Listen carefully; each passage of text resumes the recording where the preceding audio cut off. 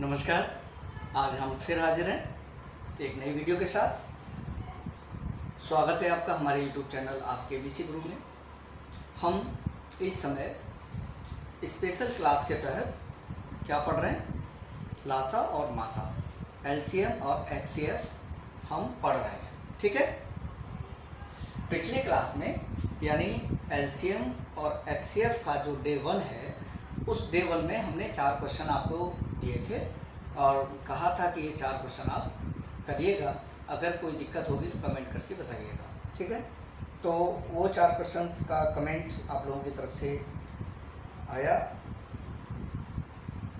चलिए देखते हैं कि क्या क्वेश्चन थे 4। पहला क्वेश्चन तो ये था कि निम्नलिखित में कौन सी संख्या 2, 3 और 6 तीनों से विभाज्य है, और संख्याएं दी हुई हैं 60, 96, 75 और 82। ठीक है दोस्तों, ये जो क्वेश्चन है ये संख्याओं की डिविजिबिलिटी वाला क्वेश्चन है। विभाज्यता के नियम इसमें लागू होते हैं।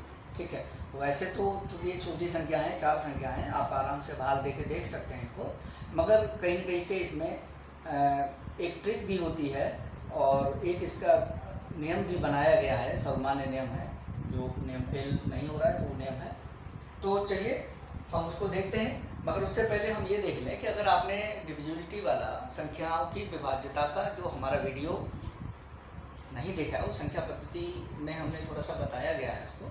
ठीक है, उसके नाम से तो आप आई बटन पे क्लिक करके आप उसको देख लीजिएगा। ठीक है, तो चलते हैं क्वेश्चन की ओर। तो इसमें यह है, देखिए इसको हमें हल करना है तो हमको समझना है।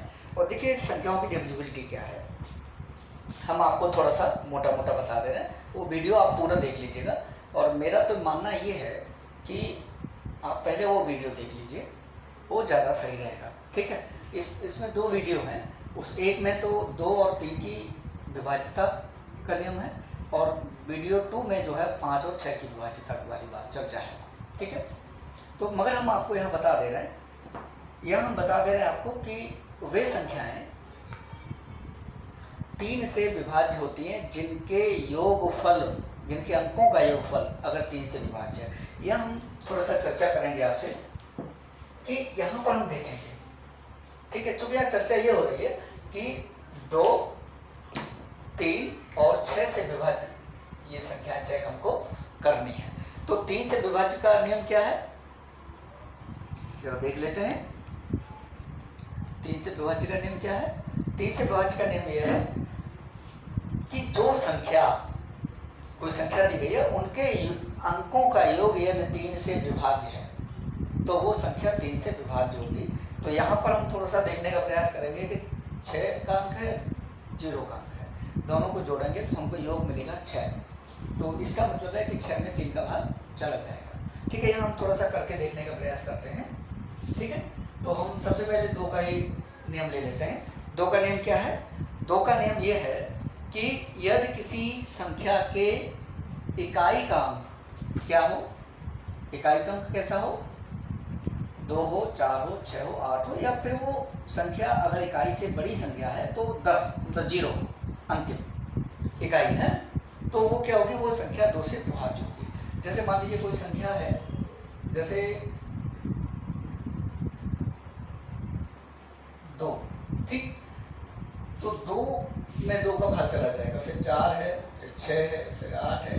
अगर संख्या इकाई से अंक से बड़ी है तो फिर मान लीजिए इकाई का अंक अगर 0 है तब भी वो संख्या में भाग चला जाएगा। तो यहाँ पर देखेंगे सारे नियम फॉलो हो रहे हैं। 2 के लिए देखें तो देखिए 0 है और 60 में भाग 2 का चला जाएगा, 96 है, यहाँ भी भाग चला जाएगा 2 का, और यहाँ पर 75 में देखिए 2 का भाग नहीं जाएगा। ठीक है, तो ये तो आउट हो गया वैसे ही, और 82 भाग चला जाएगा। तो 3 संख्या हमको कौन कौन सी मिली? ठीक है, एक तो 60 मिली, एक 96 मिली और एक 82 मिली। ठीक, अब बात आती है 3 की विभाज्यता की बात आती है, दूसरी बात। ठीक है, कि 3 इनमें से किस किस संख्या से विभाज्य है? तो 3 देखेंगे, 2 से विभाज्य संख्या हो गई 60, 96 और 75, और 3 से विभाज्य संख्या हो गई 60 में भाग चला जाएगा, चूंकि इसके अंकों का योग 6 है, 3 में 6 का भाग चला जाएगा, 3 का 6 में, और ये 96 है, 9 6 15, 15 में भी 3 का भाग चला जाएगा, और यहाँ देखिए 75 है, 7 और 5 12, यहाँ आराम से 3 का भाग चला जाएगा। और यहाँ 8 और 2 10 है, तो यहाँ 3 का भाग नहीं जाएगा, यानी ये जो 82 है वो विभाज्य नहीं है। ठीक, तो 3 से विभाज्य संख्या कौन कौन सी हो जाएंगी? 60, 96 और 75। 60 हो जाएगी, 96 हो जाएगी और 75 ये तो हो जाएगी। ये 2 से विभाज्य है, ये हो जाएगी 3 से विभाज्य। अब एक अगली बात ये आने वाली है कि 6 से विभाज्य संख्याएं कौन कौन सी होती है। तो मैं आपको इसका एक नियम है, आप हमारा आई बटन को क्लिक करके वीडियो 2 देख लीजिएगा इसका, ठीक है, वहां ये आपको मिल जाएगा। तो चलिए यहाँ बता देते हैं 6 की विभाज्यता का नियम हम आपको बता देते हैं कि 6 से वही संख्याएं विभाज्य होगी जो 2 और 3 से विभाज्य हो, दोनों से। ठीक है, तो 2 और 3 दोनों से विभाज्य संख्या कौन कौन सी है?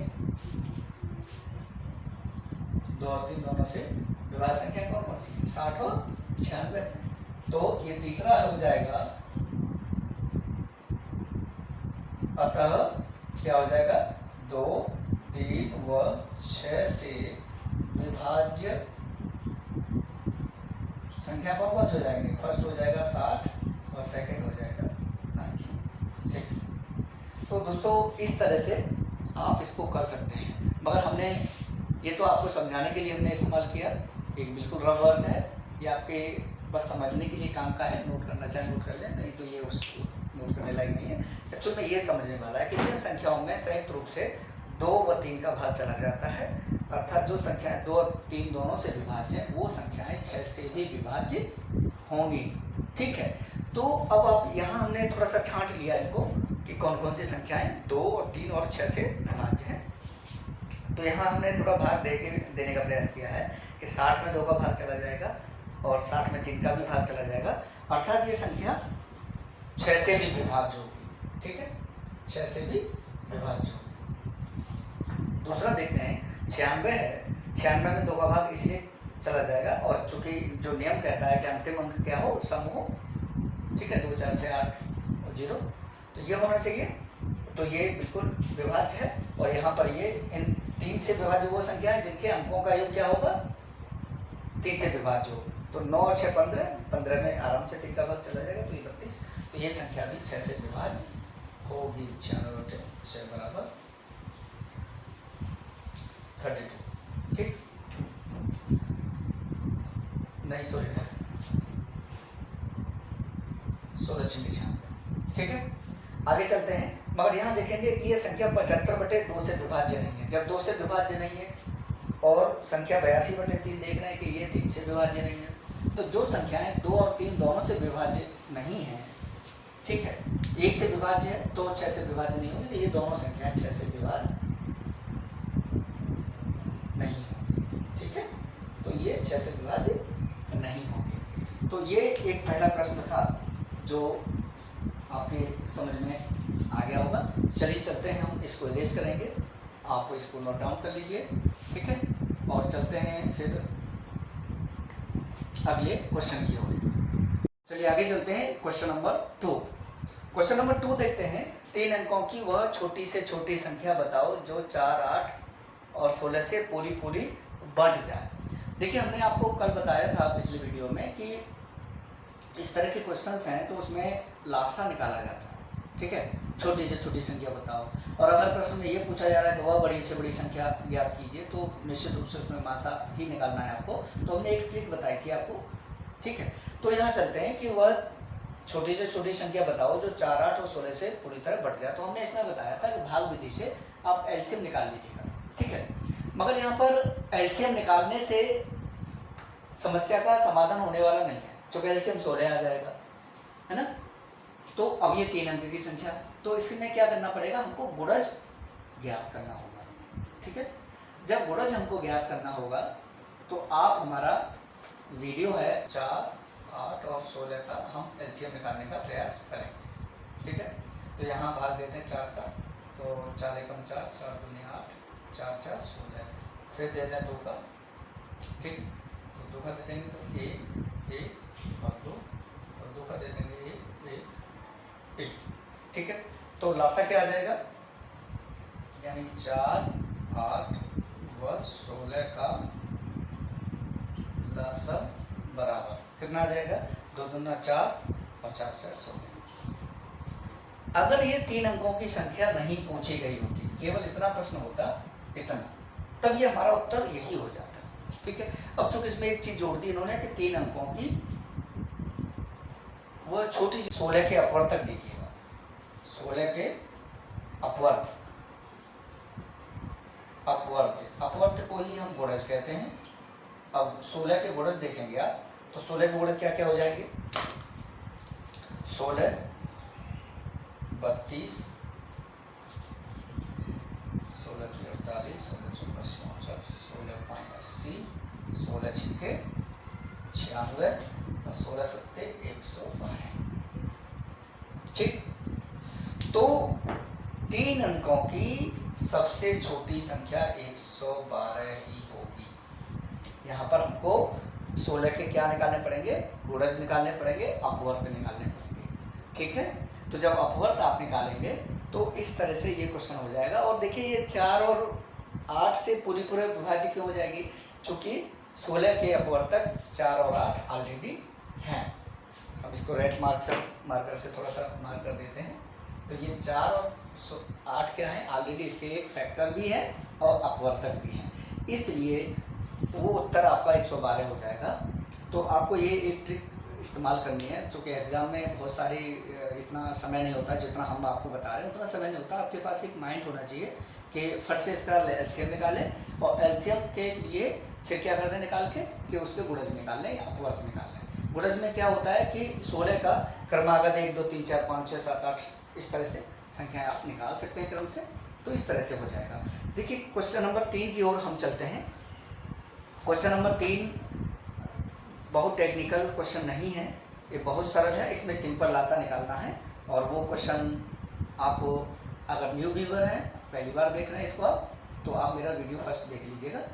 ठीक है, और उसके बाद हम आगे चलते हैं। ठीक है, तो क्वेश्चन है, एक अलमारी में कुछ पुस्तकें रखी हुई हैं, इनको 10 15 24 के समूहों में रखने पर पूरे समूह बन जाते हैं। अलमारी में कम से कम कितनी पुस्तकें, देखिए कम से कम की बात आ गई, मैंने कहा लासा निकालिए, आप सीधे लासा निकालिए। किसका लासा निकालना है आपको, 10 15 24 का लासा निकालेंगे, वही लासा इसका उत्तर हो जाएगा। फिर चलिए चलते हैं मासा की ओर। तो देखिए मासा की आज चर्चा करेंगे, 2 दिन लगभग लासा को ही हो गया। इसके क्वेश्चंस जो हैं हम आगे कराएंगे, बने रहिए हमारे साथ। आगे चलते हैं। मासा क्या है, महत्तम समवर्तक कहते हैं इसको। 2 या 2 से अधिक संख्याएं का मासा वह बड़ी से बड़ी संख्या है जो प्रत्येक दी गई संख्या को विभाजित करता है। तो ये इसकी एक सिंपल परिभाषा है। ठीक है, आगे चलते हैं। इसको देखिए मासा निकालने की विधि क्या है, ये इसकी फैक्टर विधि है। ठीक है, गुणनखंड विधि ही इसकी एक विधि है। ठीक है, एक भाग विधि भी है, उसको भी हम आपको बताएंगे, मगर वो टेक्निकल विधि है। जब कम से कम लासा मासा आप ठीक से सीख जाएंगे तो वो विधि आपको बताई जाएगी। ठीक है, आगे चलते हैं। तो देखिए संख्याएँ दी गई हैं इसमें 35 और 42। तो हम पहले क्या करेंगे, 35 के फैक्टर कर लीजिए आप 35। ठीक है, तो ये हो जाएगा, देखिए सबसे छोटी संख्या लेते हैं मिनिमम, तो 5 से चला जाएगा, 5 7 35 और 7 से लेंगे 1, यानी जो 35 के फैक्टर हो गए वो हो गए 5 × 7। वैसे इसका फैक्टर 1 भी होता है, तो 1 हम नहीं लेंगे यहाँ पे, है ना। ठीक है, आगे चलते हैं। 42 के फैक्टर करेंगे तो ये हो जाएगा 2 से दे देंगे तो 21 टाइम्स, और फिर ये 7 से चला जाएगा, 7 3 21, फिर 3 से ये 1, तो इसके हो जाएंगे 42 के फैक्टर हो जाएंगे 2 3 और 6। ठीक है, इसको हम थोड़ा सा बढ़ते हुए क्रम में रखते हैं। तो यहाँ पर देखेंगे इसमें मासा क्या होगा, ये प्रश्न आता है कि इसमें मासा क्या होगा। तो देखिए इसमें मासा होगा, इसमें जो संख्या कॉमन होगी। ठीक है, अगर 2 संख्याएं कॉमन हैं दोनों में, तो दोनों संख्याएं ले ली जाएंगी और दोनों का मल्टीप्लाई हो जाएगा, वो एक संख्या बड़ी निकल आएगी। तो यहाँ देखेंगे कि 5 2 सब है नहीं, केवल यही एक संख्या कॉमन है, तो मासा बराबर 7 हो जाएगा। तो ये एक आंसर हो जाएगा आपका कि इन 2 संख्याओं का।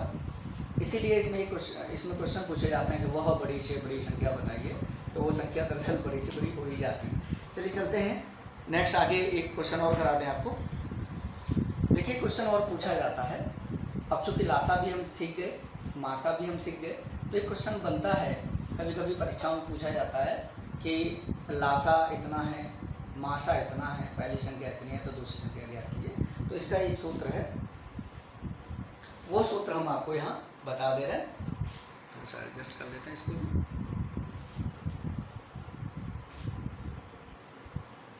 सूत्र है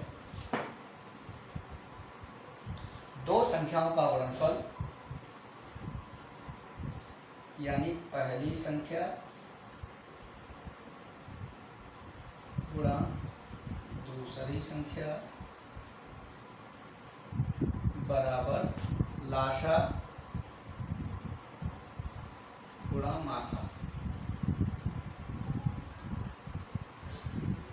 इनको आप ऐसे ले सकते हैं, पहली संख्या दूसरी संख्या को आप ऐसे ले सकते हैं, ठीक है। या इसी को आप लिख सकते हैं दो संख्याओं का गुणनफल, ये आपको याद करने में सुविधाजनक रहेगा।